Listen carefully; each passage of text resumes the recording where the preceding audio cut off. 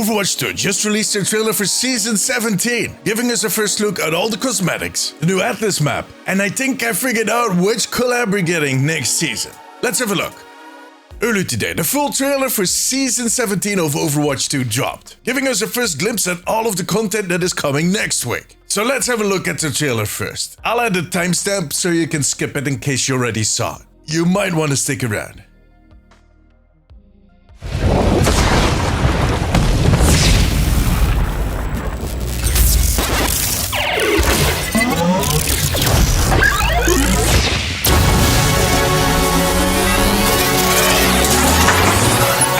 Lost! I'm alive!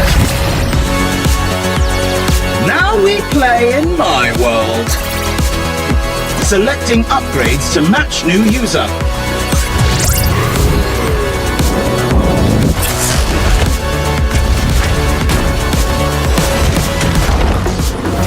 I think a level up is in order.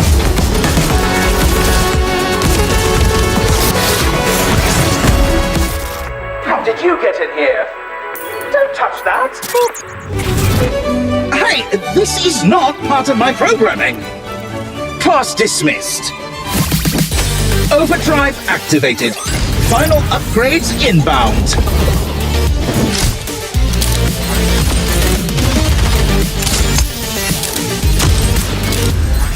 You have unlocked the privilege to annihilate. Leaving so soon. Game over.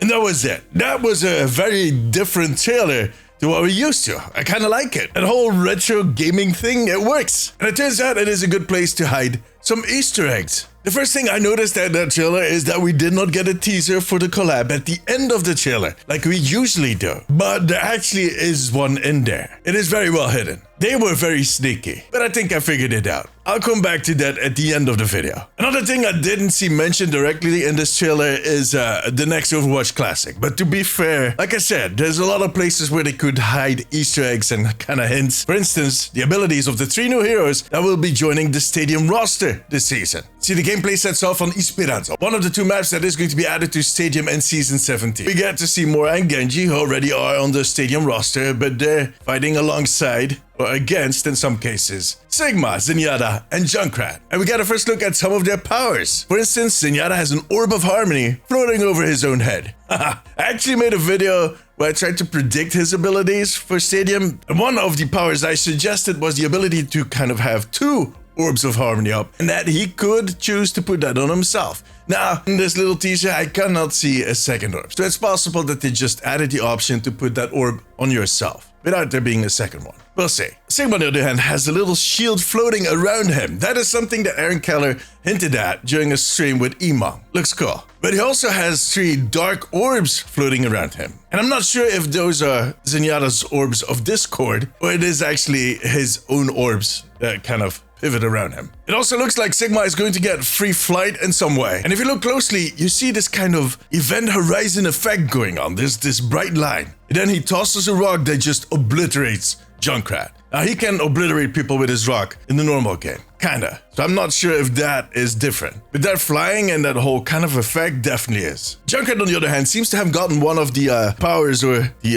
abilities that he got during the April Fool's event. I think it was April Fool's, where he basically teleports to the location where he detonates his wheel, his ultimate, which can be handy in some cases, but also kind of tricky. Now, while he's up in the air, he also makes it rain grenades at a rate that I've never seen before, which is definitely something sus. And that is just the tip of the iceberg. These heroes are going to be wild in Stadium. I can't wait to get started. I'll do breakdown videos of all the heroes as soon as possible, so make sure to subscribe. Next up was the Diva Mythic skin, the first time we get to see it in game. It is in the basic color, but it looks pretty. Now, we also got a good look at the effects, and those look impressive. It looks like it is going to be a huge laser show. After which, we get a look at what we actually predicted, the 8-bit skins. After that little teaser they did last week, we kind of had figured this out, that this might be possible. That the skins that they mentioned in the survey last year were going to make it into the game in Season 17. So we got a skin for Soundbar, Genji, and Reinhardt. So basically all the skins that were in that concept art except for D.Va. D.Va is missing. She might still pop up though. I think they just want to keep the focus on a mythic skin in this trailer. She might still be part of that bundle. Now at the end of the trailer you can see the key art, and in that key art Zenyatta is also wearing a kind of appropriate skin for that team. So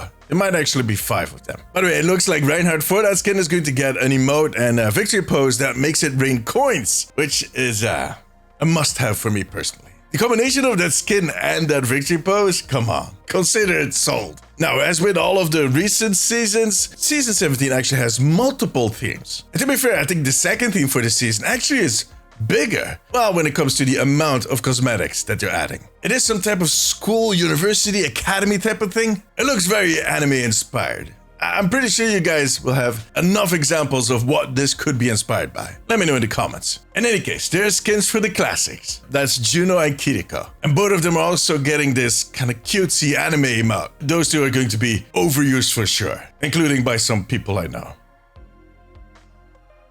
But on top of these 2 classics, there's also 7 other skins, so don't fret just yet. It seems that this is the new thing to do. Yeah, sure, they add the big selling tickets, but they also make sure that there's enough other skins, so basically a lot more people are happy. I think that is a wise choice. Good idea. The other skins are going to Cassidy, Soldier 76, Sojin, and Sigma, who looks like he is a professor or just someone that loves to carry books on his shoulders. And in the second instance, we get to see Junkrat, Tracer, and Iyari. Now, those last 2, Iyari and Tracer, look like they're recolors for older skins. Look, that Sigma skin looks pretty okay, nice, but I'm going to pass on this bundle. It's beautifully done, but it's just not my thing, which is fine. Like I've said many times before, this game isn't made for me. It's made for all of us. In any case, up next is the Aatlis map, the new Flashpoint map that we're getting. And it looks amazing, just as I had hoped and expected. Seriously, I think it is going to be one of my favorites. It looks gorgeous. They are cooking when it comes to the maps.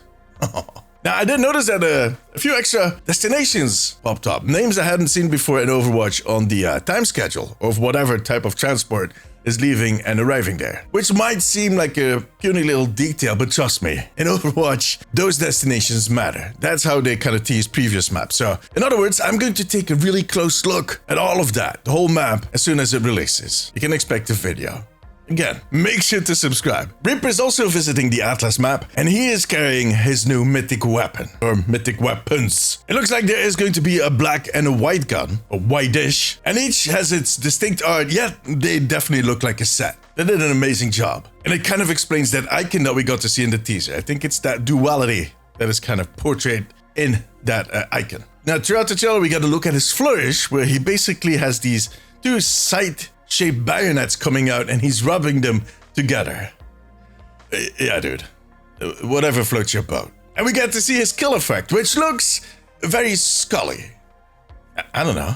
It is the first time that we get to see so much of the mythic weapon skin in the trailer. I hope they do that more often. Now, I might have to start playing Reaper because I need to get these weapons. They look amazing. They look metal as f***. No, seriously, they're so badass.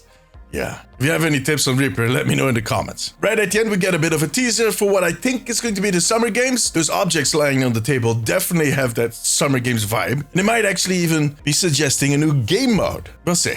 I don't want to get my hopes up.